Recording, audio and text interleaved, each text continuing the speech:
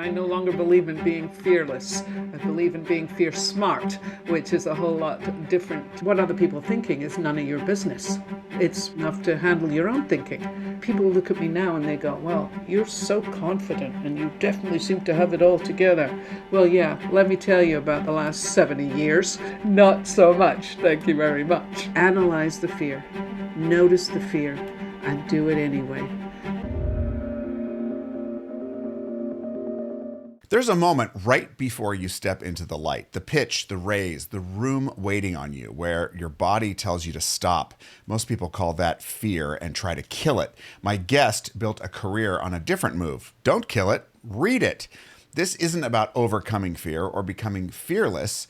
Jacqueline Wales calls that a fantasy. It's about the thing nobody wants to admit is running the show and learning to read it as data, not disaster. Fear decides before you do. The work is deciding with it. My guest is, as I mentioned, Jacqueline Wales. At 54, she watched the life she had built vanish in the 2008 crash. Fortune gone, 4 kids still looking to her. Most people would call that the end. She called it research. What she excavated became F.E.A.R intelligence, the work she now brings to CEOs and executive teams worldwide. 4-time author, TEDx speaker, and a black belt who earned it at age 49. She doesn't teach this from theory. She teaches it from the floor she had to climb up off of. So if you're a founder staring down a bigger stage, the moment the lights swing to you and everyone waits to see if you flinch, this one's for you. How to make that fear the thing that moves you forward. Jacqueline, welcome to the bigger stage. Hey, I'm so glad to be here, Matt. It's always a pleasure to spend time with you. It is always good to see you too. I see you've got your signature red. I think the first time I ever met you, you had that fabulous red hair, and you're on brand today. So was that a thing that, how does Fear Intelligence and the color red, I know that's like a signature color for you, yes? Well, it is. I mean, my previous books were called The Fearless Factor. And as you noted in the introduction, I no longer believe in being fearless. I believe in being fear smart, which is a whole lot different conversation. But back in the Fearless 50s or the Fearless Factor days, it was green. Now it's red because we're all about power and we're all about bringing it all forward with great honesty. And I think red really, portrays that in some ways. One Chinese woman said to me, "Red is such a powerful color. Don't you think you want to water it down?" I said, "No, why?" It gets you noticed. More. Exactly. I remember, for those over a certain age, of which I am one, we remember Sally Jesse Raphael, the talk show host, who had signature Huge glasses. red Yes. glasses. And she always likes to tell the story about how she tried to switch it at some point and people absolutely would not let her because. Well, I'll tell you, I walk into these CEO rooms because I do a lot of speaking to these groups, and I have on a red suit and red glasses, and they cannot afford to ignore me. It's that simple. I love They it. seem I to love love it. Well, we're not ignoring you today, that's for sure. You're on the center stage, and we're going to talk about, your work in Fear Intelligence and specifically how that applies to somebody who's looking to go to their next era. And with that comes different and potentially bigger stages. But that's basically on stage or in front of a camera and trying to break through the noise and be heard and understood. And humanize a message so that it cuts across their industry. They move kind of from authority to icon, if you will. So, but before we get into that, you talked about the evolution of your kind of the way that you're thinking about fear and its usefulness.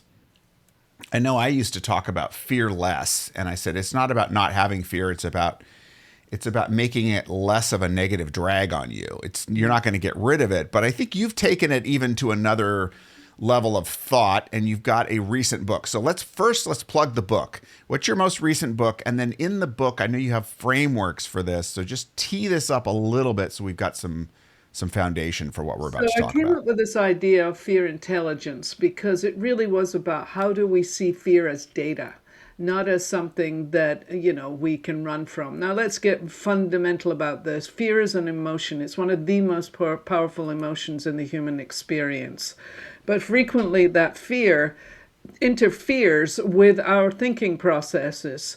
And frequently, we are in a fear pattern that may not be true, that we have created in our imagination. And frequently that turns into worst case scenarios. The future's all going down the toilet. People are judging me, rejecting me. I need to get validation. I mean, there's so many areas that fear absolutely interferes, is the word I would like to say, with how we run our lives. And so when I took a hard look at that, I started to think about what are all the behaviors that I personally have been part of over several decades in my life. And as you noted, the crash came in 2008, 54, and so here I am in my mid-70s, and this has all solidified into this real understanding of what fear truly does to an individual. And everything that I've gone through, in fact, I usually say to my clients when they say I've got a real problem, and I go, no, no, no, it's not unique. Been there, done that, know exactly what this stuff looks like. And then I started to think about the word fear and what was an acronym for fear, because it really was about how do I build a framework out that would help people to understand how to deal with it more effectively. Again, taking the fact that it's data, it's information. What is it telling you? But in order for you to understand what it's telling you, you got to face the stories that you're running in your life. What is the narrative of who you think you are? What is the narrative of what you think you need to be bringing to the world? What is the narrative that has been running not only your life, but the generations of people before you? Because we're all influenced by this emotion of fear based on other people's circumstances, authority, whatever the case may be. Because we weren't born with fear. But that's not how we come into the world. Even if you throw a baby up in the air, it will have a startle response. But is that really fear? I'm not sure that that's actually what's happening.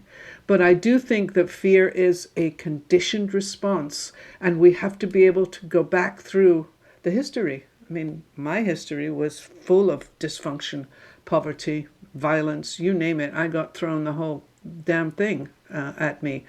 But the point that I'm making about this work now is in being able to help people to understand not only how to face the fear stories, that's fundamentally it. How do you explore it with curiosity? How do you change the narrative? How do you build a different story of who you are, what you're capable of, where you think you're going? And how do you move beyond that insecurity and the inadequacy piece of worrying about how people are judging you, which is where people fail on the big stage, because we think too much about what other people are thinking. And of course, I've had to do it too. What other people are thinking is none of your business. It's Right. hard enough to handle your own thinking. So you go from there. So then you've got the explore piece, change the narrative. But when you change the narrative, you've got to change your behavior.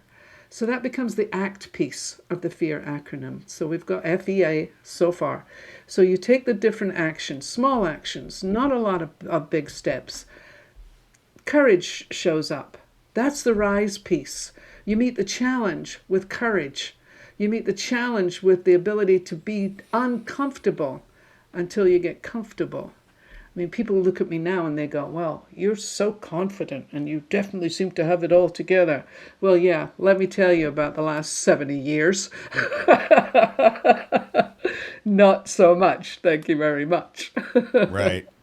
Well, actually, when I first met you, you were working on a TEDx talk. Yeah. And then you did it. And so I think that's probably, you do have a fascinating background, and for this episode, we don't have enough time to really go into it.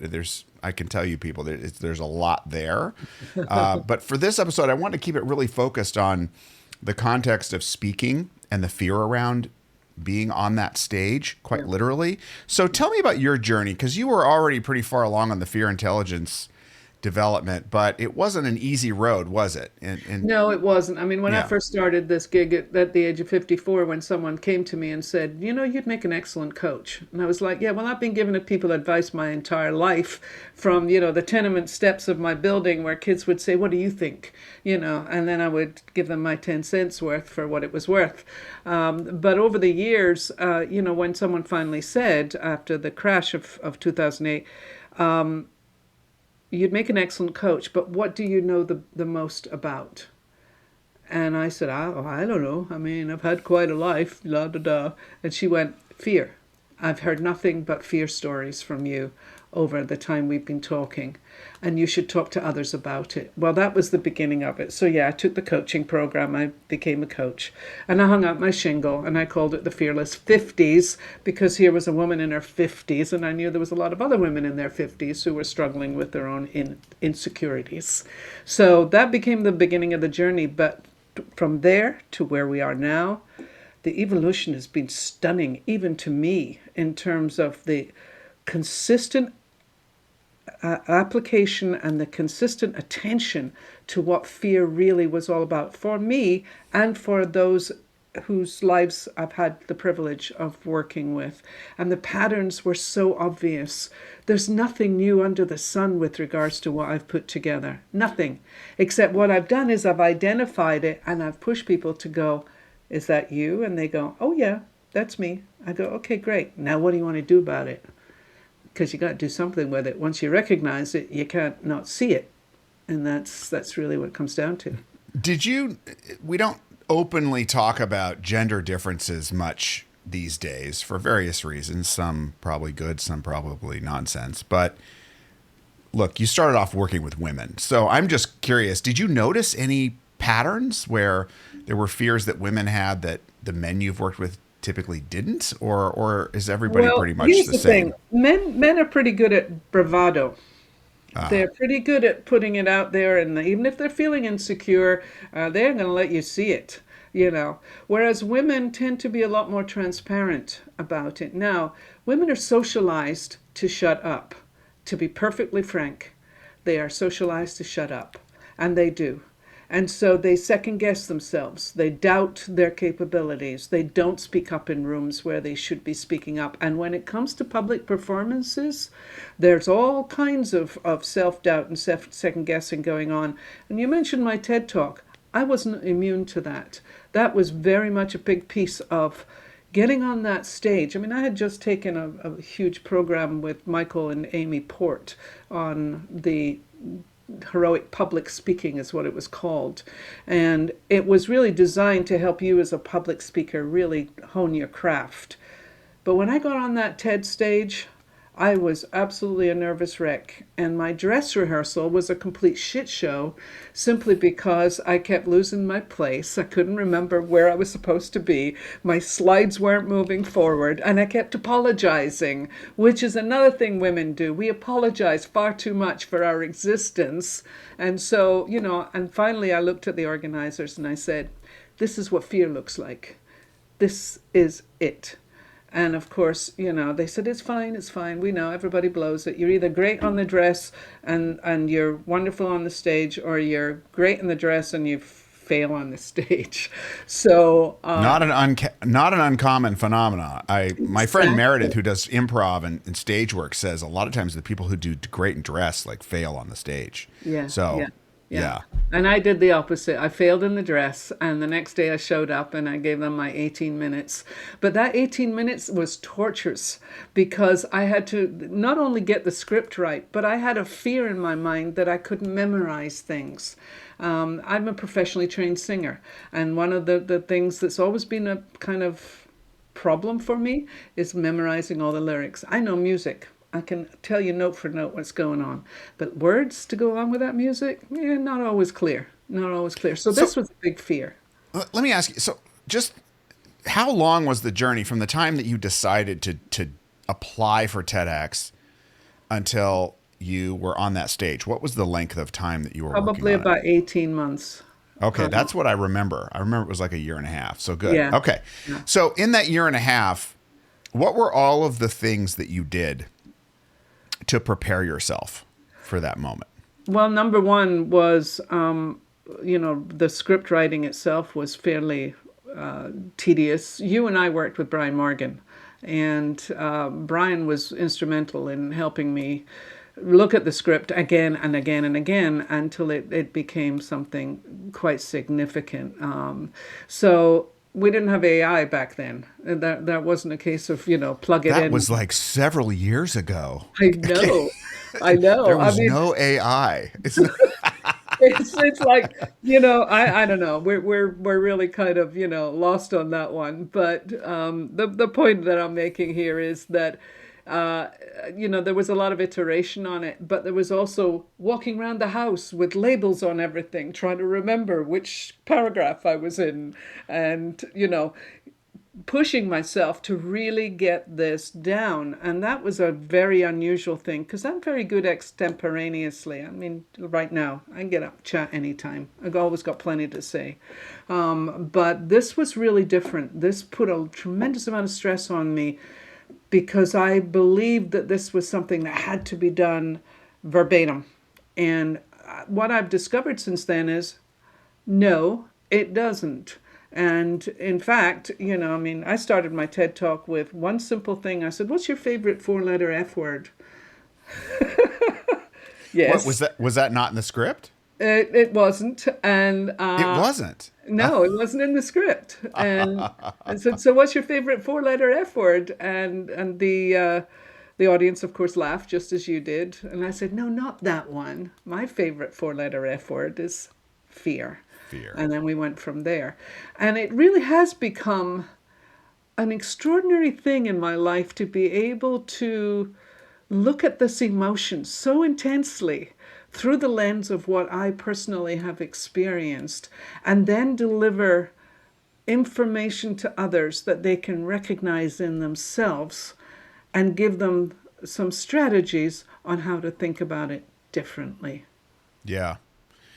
And I'm sorry, I'm going to keep pulling back to visualizing your experience because I think that's what people really learn from the most is when they can see your emotional journey along the way and the things that you actually did that were visible. So maybe it was zero, but how many times did you feel like there were heightened moments of fear and anxiety? I don't know if you separate those words, but fear and or anxiety, however you label it, along that 18-month journey. Did you ever want to just go, maybe this isn't for me? Maybe Yeah. I'm not going to do it. Yeah, I mean, there were moments. I mean, when I was in the program for heroic public speaking, people would say to me, "You're doing amazing. I mean, you're a great speaker. You've got a lot to offer." At one point, I did a 90-minute test. It was a much longer script, and I delivered on Zoom to this audience. And as it turned out, they all thought it was brilliant. But here's the secret: I was actually reading as I was speaking, and of course, looking like I knew what I was talking about, which I did. But there's that piece. But to your point, the fear showed up a lot. I mean, I definitely had those moments where I'm not sure I can do this. I'm not sure I can remember that what it is I want to say. And of course, you're stuck on that little red circle. On their circle, right? And I And looked there's no do-overs, right? I mean, and it's there's pretty no much do-overs. You're stuck with it. And then I look back on that video now and I go, yeah, you could have done better. You could have been a little bit looser, but it landed. And right now well, I've had many thousands of views. Not I that was it going to matters. say. Yeah. Well, so your biggest fear, and everyone has their own, but your biggest fear was I'm going to forget the words. Yes. And if I forget the words, it's game over. I'm on the red dot and I got nothing to say. And it's not only that I got nothing to say, it was the fear of criticism and the fear of judgment. Oh, she's no good. She doesn't Sure. know what she's saying. There's a whole slew of insecurities that are showing up because that's really what the fear is. It's insecurity. It's that sense of inadequacy that somehow I'm not good enough. I'm not capable. In fact, I like to say if you put the word not in front of any self-identity piece that you've got going on, you're probably in fear because you're judging yourself negatively. And we're all good at judging ourselves negatively. We can be our own worst enemies, and we have to learn how to be our own best friend. Because sometimes, and I hear this all the time, you wouldn't talk to your best friend the way you talk to yourself. Yeah. That's a big one. One thing I've noticed over the years is that fear has a way of expressing itself much like a skin disease. Like it comes in different rashes. You know, there's like, so for example, one way that it will show up in myself and others is anger. That anger is the expression, but the emotion behind it is actually fear. So I think of like road rage is often powered by a fear that someone cut you off. So they get the middle finger salute, and you're raging at them, but really you were just afraid of like dying. So Yeah. how have you conceptualized, whether it's in the book or not, you know, the different ways that you can, because you've already identified how you label it. You've said, oh, that's my friend fear over there again. I mean, how do you visualize that and work with it? So, what is it you're feeling? Because emotions are feelings. So, what are you feeling? And if you get the physical signs of fear, many times it's in your stomach, or it's in your shoulders, or it's in your chest, wherever the case may be. You know, it's not just the sweaty palms and the dry mouth. I mentioned earlier that I was a professionally trained singer. Talk about fear. The first time I was invited by our rabbi and cantor to come and deliver the prayer during the high holiday services, I sat there for the first, hour or so before it was my turn to get up and deliver this thing. And all I could think about was I need to go to the bathroom again because my innards were definitely not good. That's a sure sign right there, that fear was active. The first few notes out of my mouth, my throat was tight. There was a lack of the breath in there. And then, of course, once I got past that, I delivered what I needed to deliver. And I actually ended up being a cantor for high holidays in Paris and Amsterdam for 5 years. And that was a trip because 3.5 months I had to learn all this liturgy without being able to read music or being able to read Hebrew, and talk about fear in terms of, again, can I do this? Am I capable of doing this? And the rabbi was like, yeah, of course you can. You can sing. You can do this. And of course, I went on to do this for quite a long time. But, it was a trip. But again, fear was there. I had this little mini, you remember mini players, these little boxes, Yeah. things, Yeah. whatever they were called. With the tape in them? No, it was not even a tape. There were, it was like before we had the iPhones. Anyways, Ah, yes, yes, yes. that The thing I'm iPod. talking about, The iPod. something like that. It was, anyways, the It was a point being digital was, music player. it was a digital music player. It was one of the Yeah. first ones. But I had Yeah. gone to my voice teacher and I said, I need to get all this in my key. And so he recorded me in the key. And I'm standing there at the podium with an ear thing in there and this little player on the front there trying to make sure that I was on task with this whole thing. And yes, I was fearful that I wasn't going to be able to deliver it. And a couple of times I would walk back from the podium and this thing would fall on the floor. And I'd have to pick it up and keep going. But that was really, again, fear-based. I wasn't going to just get up there and hope that I could do it right. Because here's the thing, I'm a bit of a perfectionist. And I'm also a control freak. So, these are two fear-based things. Control, by the way, is all about fear. It's about if I know that everything's organized and safe, I'm okay. That's Right. really what that is. And of course, the fear was definitely rampant at that stage. So I've given myself many different occasions where fear was, and you notice I say I have given myself the occasions where fear was really front and center. And yet it was called pushing through because I wouldn't be half the woman I am today if I hadn't challenged myself to meet the discomfort of new experiences. And when I tell my biography to these executives and CEOs, I give them about this much, a tiny little bit. But if we really went into the whole story, you and I could be there all day, but we're not going to do that today. So there you go. All right. So, And then I just back to the TEDx for one more round of this. So there were some moments along the journey where you were like, oh, maybe I shouldn't do this, and maybe this is not going to work for me. But you made it all the way to the finish line.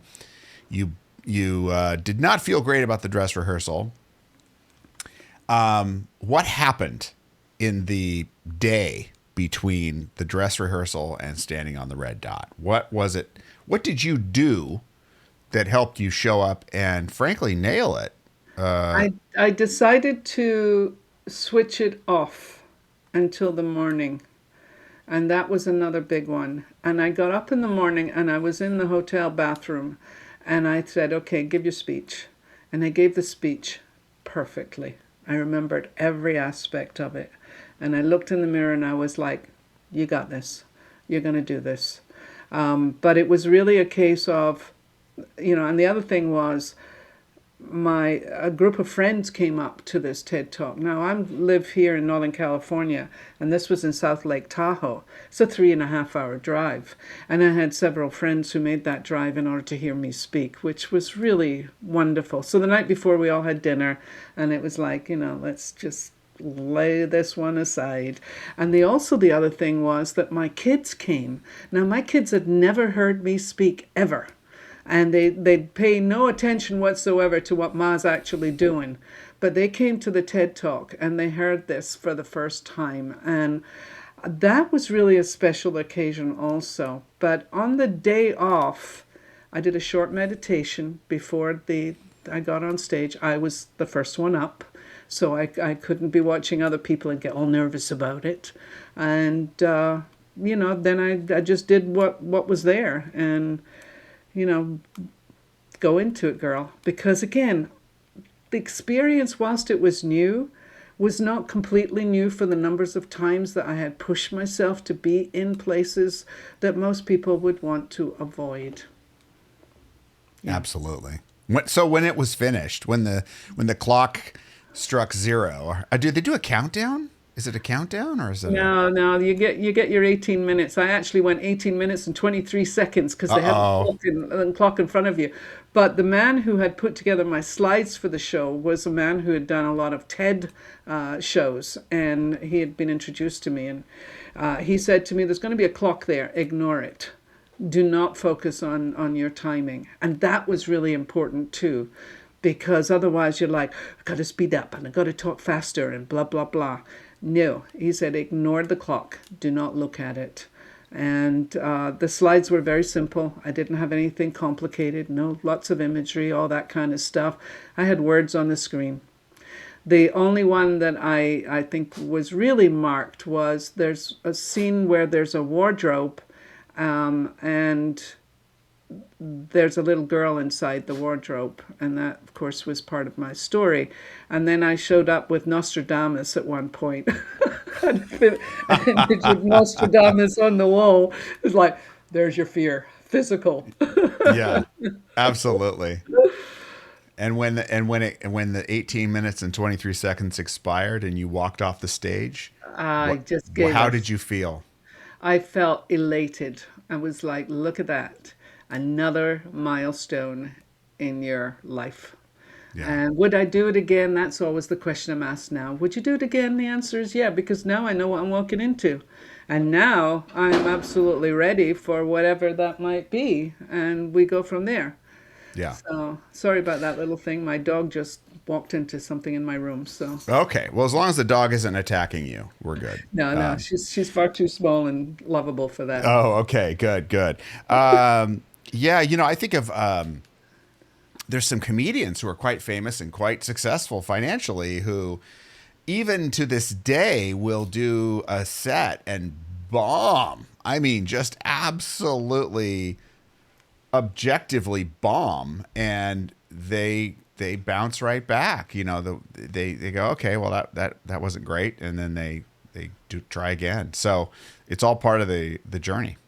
And when you say that, what's really interesting is you can take the viewpoint I bombed, but it was the material that bombed. It wasn't me that bombed. And there's a distinction right there. And that, I think, is another part of the recognition of the fear patterns that might be getting in the way. Because if you bomb, well, it's because I'm no good. Right. That's the natural place where people want to go.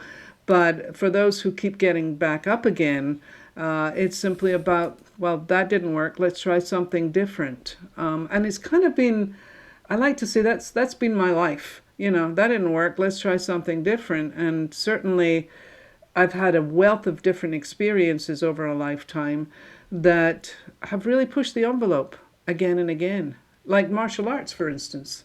Taking a black belt at 49. Started out in Taekwondo, moved from Los Angeles to Paris and found my way into karate instead. And then at 63, I took up CrossFit. And so, you do that for 10 years and, it's just pretty mind-blowing, frankly. I mean, I look back on it and I go, really? Oh, yeah. But that's the driver. The driver is to do more, to do better, to really impress yourself with what's possible. What are some of the blind spots now working with CEOs and other people on how to leverage how to recognize it, how to work with it, how to work through it, and how to leverage it, how to really use it to propel yourself? What are some of the common blind spots people have about, I mean, there's the obvious blind spot that I don't recognize it as fear, but let's go a couple of steps deeper. What are some of the other blind spots that you're noticing out there that So people face? one of the exercises I give the CEOs to do is, what decision are you avoiding right now? That is a very powerful question, because you can apply it to almost anybody. What decision are you avoiding right now? And then you have to look at what's the real reason you're avoiding it. And then beyond that, what is it costing you? Because not deciding for CEOs and other executives is going to be probably one of the costliest mistakes of the year if they're not careful. And they have to look at what is it they're avoiding in not making that decision. So that's another big one for the executives. And when I give them that exercise, they're frequently surprised because nobody asks them that question. What decision are you avoiding right now? Yeah, let's get in Yeah. touch with what that looks like. So for them, and a lot of the behaviors that we're talking about, I have what's called the 4 professional fears. The first one is inadequacy, which is self-doubts, self-worth, all that good stuff. And even for a highly accomplished individual, you will find that that's operating. Rejection, the need for approval, people pleasing, the need for validation. Then there's the uncertainty, which is a big part of any business life, where we're looking to guarantee and looking for certainty. Of course, it doesn't exist. And I like to take the Stoic approach, which is uncertainty is opportunity, and we go from there. And then the bigger one is loss. People worry about scarcity. Am I going to lose my business? Am I going to lose the ability to support my family? They're already in the worst case scenarios and have no evidence for it. Because that's the other thing about fear. Do you have evidence for your fears? And if you don't, then we need to examine them and find out what's really at stake here. So when I present that information to these high-level, multi-million-dollar CEOs in these groups, they're often surprised at their own reflection points, their own ability to recognize that this is operating in their life, because I'm giving them stuff that frequently they don't get in touch with. I've actually had it said, I don't have time for self-reflection. Well, hell, if you don't have time for self-reflection, how do you expect to grow? You know? Yeah. When was Gonna the last say. time you thought about your behavior? When was the last time you thought about what's the impact you're having on your team? You probably didn't. So I'm here to kind of not force you into it, but I'm certainly here to give you the information that might help you do that better. I spent a decade in the feedback business and feedback conversations around, challenging, difficult conversations and stuff. And the amount of times that I heard, I don't have time for this. I just began to see it as I'm afraid of it. Yes. Yeah. I'm Difficult conversations is the one thing that comes up all the time because the people are afraid of confrontation. right. They're also afraid that if they really do have that conversation, well, they're going to lose people, or they're going to find that, it messes things up. Here's the thing I know for sure is that whilst all this business of fear being your competitive edge, which is how I see it, it is a competitive edge. What I'm seeing also is that people won't make the changes because it takes too much work. It does. And change is hard. We know that. So it's better just to go along to get along. In fact, I Yeah. just had a conversation with a client yesterday, CEO, who I said to him, I said, what are you tolerating? And that's a bigger question for the individual. What are you tolerating that you could actually improve upon? Yeah, I mean, these power questions are really great, even for like self-coaching, which you can get pretty far on, not all the way, but in a pinch. Yeah. I don't know. What do you think of this one? Because this is somebody I knew years ago. He always used to ask, "What is it you don't want to talk about right now?" Yeah. I always thought that was such a simple and powerful question. It Oh is. yeah, because if you really stop and think about what is the topic I don't want to bring up, that's almost always it, right? I mean, Yeah, and it's all fear-based. Again, what will people think of me if I bring this up? I mean, I'm known for my directness. I tend to shoot straight, and it's not for everybody, and I'm okay with that. But for those that are willing to embrace it, they find it refreshing because they're being allowed to think out loud about stuff that normally they whisper or don't think or choose not to talk about, period. yeah, Because there's a shame issue involved in it, there's a vulnerability involved in it. And when we can, instead of seeing it as a weakness, but see it as a strength, then we can do something about it. yeah. And that's really How, it. how do you handle the problem of there's psychology research that shows that the more you focus on something, you give it oxygen, right? So it can easily get into the rumination cycle. So I'm pointing my mind at it. Okay, I have this fear, and now I'm gonna you almost indulge it, and then it gets powerful. It gets more powerful than it was. So Right. how do you help people know how to walk that line of I'm properly placing it and working with it. I'm not ruminating on it. Tell us how you make sure you're on one side of that and not the other. So, overthinking and obsessing are very much a piece for many of the people that I work with.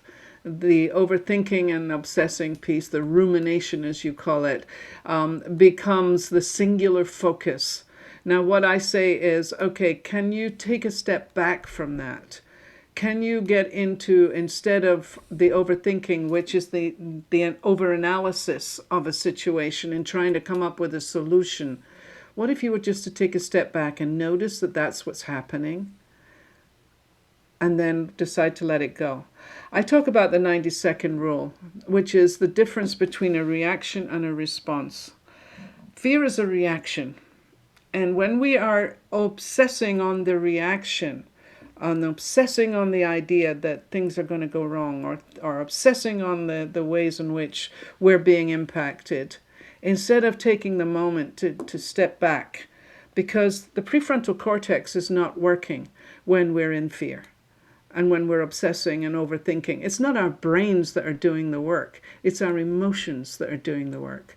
And when we can understand that that's the piece, then you just take that step back, take a moment to just acknowledge it. Because one of the big things that I talk about is just number one, notice. Notice where you're going with this, and then make a decision not to do that. Now, easier said than done. I get that. But what happens is if we can get to a point where you can say, I see it, and I'm choosing right now not to go there. Because it's about choice at the end of the day. What are you choosing to do with all that energy? Because it's very destructive, and God knows I've been there, done that. It is incredibly destructive to yourself and to those around you. And so if you start to notice that that's where I'm going, and you can put the brakes on, because again, there's that awareness piece that's a really big part of it. put the brakes on. And even if you just say to yourself, I'm going to shelve this for the time being, I'm not going to go there. How many times do people get up? And this is a question I always ask. How many times do you get up at 3 o'clock in the morning obsessing about something that needs to be fixed or something that's going wrong? And what can you do about it at 3 o'clock in the morning? Nothing. So why are you losing sleep over this? Yeah. So, Yeah. for instance, one of my clients said, I got to keep my phone by my bed because, one of the locations might have some problems, in which case they're going to call me in the middle of the night. And I said, so when was the last time that happened? He said, oh, it's been a few years. I said, oh, yeah. And how much sleep are you losing because your phone's right next to the bed? I said, leave your phone in the kitchen. Is there other people on the team who can take care of this? Oh, yeah. Well, in that case, leave your phone in the kitchen. I wonder if the all access, all hours kind of technology reality we're in. I mean, do you think you've lived a few years? Do you think that our technology and our lives are harder to? Are they more kind of? Are the conditions in which we live, economically, technologically, as advanced as they are they creating more fear triggers for people, or is it pretty much just the same thing, different No, I circumstances? think that we're presented with far more information now than at any time in our history. There was a time when we could be oblivious. It didn't really matter because we lived in our little nucleus of whatever world we're in. But when you look at it now, we are bombarded on all levels. I mean, why do we have such a fear-based culture in our country right now? And not just in our country, it's all over the world, frankly.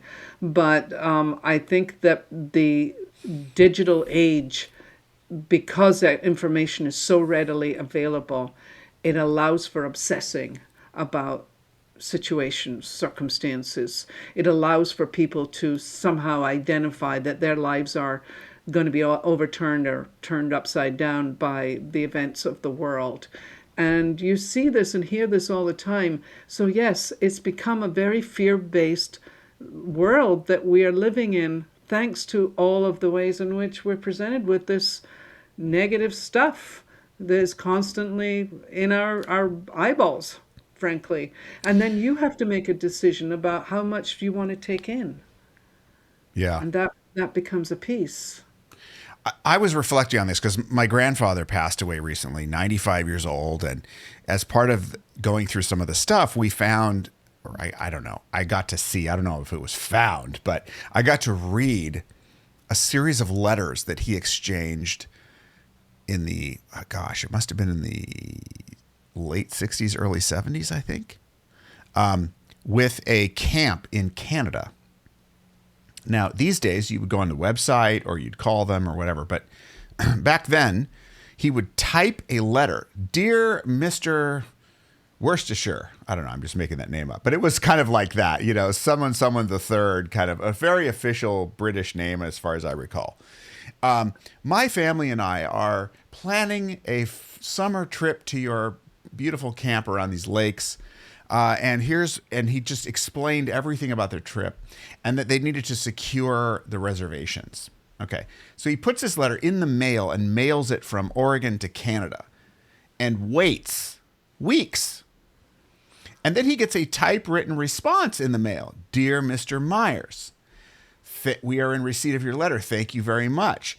And I'm afraid that we're going to need this deposit now. Da, da, da, da. And they went back and forth several times. And I think about, and then they ended up booking it. He sent him the money. I don't know if it was cash or how he did that, but there was one letter where it says, see the deposit in here. But the real point of this is that nowadays I'm on my phone going, hang on, Jacqueline, I'm getting a text from this thing. I got to check it, see if they approved my application for the reservation. Because if I don't get this, my daughter's school won't get the thing they needed.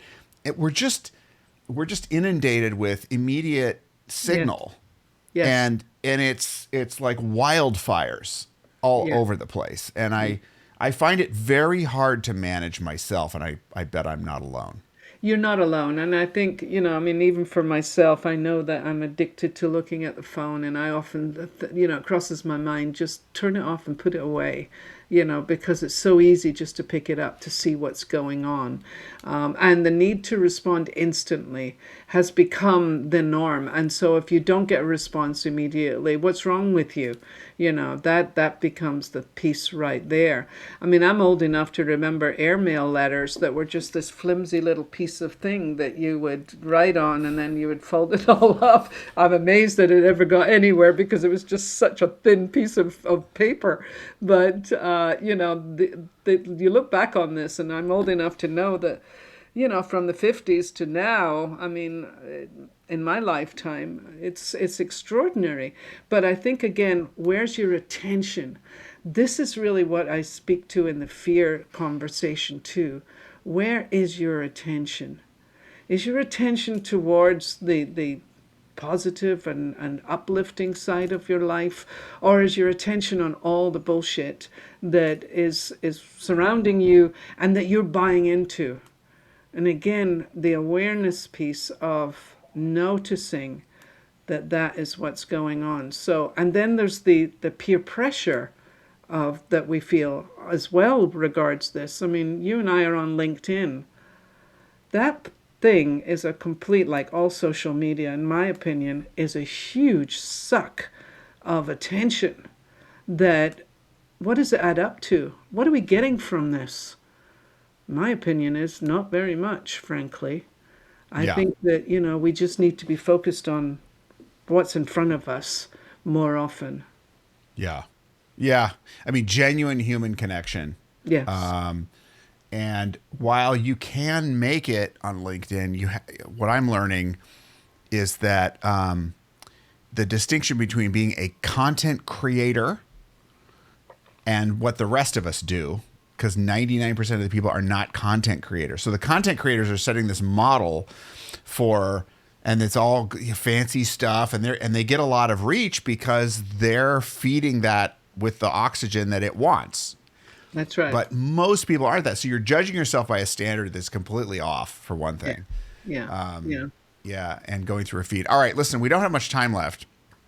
So I want to get a little perspective on, or some information from you for our viewers and listeners. How do you work with people? And then, of course, where do they go to find out about you and Well, connect with you? I'm not a stranger on the internet at this Are you point in time. are you out there on that interweb? Are you? There you go. That World Wide Web, and I'm out there. Just look for the Um, red. Look for the red color, and you'll find Jacqueline. But no, so yeah. What are the kinds of ways that you are finding are effective to help people with, turning their fear into Well, success? the obvious piece, of course, is, I do executive coaching. So, I'm working one-on-one with high-level individuals. That's number one. And at the same time, I bring them into the programs that I've created. I have a lot of programs on my website, fearintelligence.co. There's a tremendous amount. And I also do something called an executive assessment, where I actually show them in 4 categories how fear is showing up in their organization. And that gives them some input as to what's next. So that's really how I choose to work with people at this point in time. And I'm all about, bigger stage too, because this is a message I feel very strongly the world needs to understand. As a good friend of mine said to me, "You're kind of like the Brene Brown of fear." And I said, "Yeah, but I don't have her audience yet." That's right. That's right. We got to build your stage. That's the new reality. Is we build our That's it. stage. We don't That's get it. we don't get Yeah. invited onto it. We build it. So it sounds like you do the traditional one-on-one corporate, or sorry, executive coaching packages. But I've known you to do group journeys as well. Like if Yes. it's a leader and their team and they want to have a experience for the whole team, you've got that offering as Yeah, well. and Yes. I just got off doing 2 of those workshops with teams who their CEOs had previously heard me speak and said, "Come and work with my teams." And so we're kind of moving along on that journey. But that's another big one because, I can teach these CEOs about fear intelligence, but I'm very clear. If you don't take this to your team and your organization, then it's just more shelf help, and I'm not there for shelf help. Yeah. And that's a big one. So the workshops are important, absolutely. But I think on the individual level, helping the individuals understand it and then take the next step. But there's more books in me. I'm ready for what's next, and I'm going to continue the fear intelligence journey probably until I die. To be perfectly honest, and who the hell knows? At my age, could be tomorrow, could be 10 years, could be 20 years.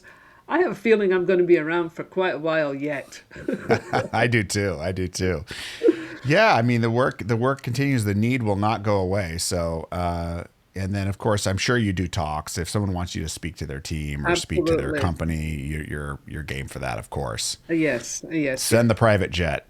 Yep. Anything that will get me in front of an audience, I'm 100% there.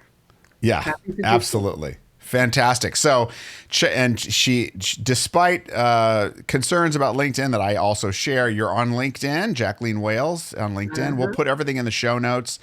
Fearintelligence.co, not .com, .co is the website. Any other platforms or places they need to go to see your No, work? no, YouTube. I've got some things on there, but I have to be honest, I haven't done a whole lot of stuff on there recently. So no, I would say, as I said, social media and I have a lot of impatience with it. I don't have any real room to spend hours trying to figure out how to get all Sure. this shit worked out. And you also do a daily email, do you not? I do. I call it Daily Insights, and it's been running now for about 10 months, I think.